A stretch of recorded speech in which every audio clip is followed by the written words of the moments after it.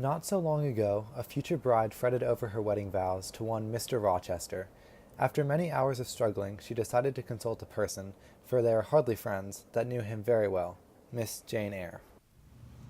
Blanche, why are you calling me? Well, in normal circumstances, I definitely would not speak with you, especially out in public. However, because we are hidden from outside eyes and I need your help, I will make an exception. Your room is just down the hall. Why can't you come to me or I to you? What do you need help with? That would be most inappropriate. Someone could see us and think that we're acquaintances. And my formal advice and education from my mother has warned me not to associate with people of your standing. As for why I call you, I can't figure out what to write in my wedding vows to Mr. Rochester. I'm going to graciously forget that first part. But as for the second, why don't you tell me what you have so far? Fine. My dear Mr. Edward Rochester, let me be your dear Esther.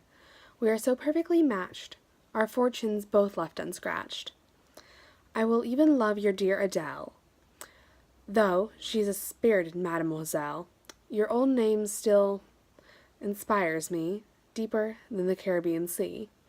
Take my hand for eternity, and we will live in fraternity. That's okay, but why don't you speak about why you love him? Oh, Jane, love has nothing to do with it.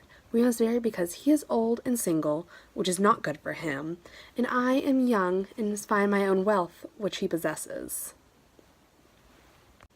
Even with that being the case, there must be something that you like about him. The way that he talks so honestly, so intelligently, the way that he cares for Adele, for his staff, for his animals, the way that his great, dark eyes pierce your heart. Well, Jane, if I didn't know any better, I'd say you were in love with him. Oh no, of course not. Oh, Jane, you do really know how to make me laugh, but I really need to work on these vows. Maybe it's not all about possessing gentility. I believe that if I did in fact love him, I am more than able to make him happy without laughing at every word that comes out of his mouth or serenading him on the piano. For I have a mind, and I like to use it, unlike the gentility are taught to. But what else is there? I told you, the only way to make them better is to talk about why you chose him, without using his name or his material possessions as a justification. Plebeians.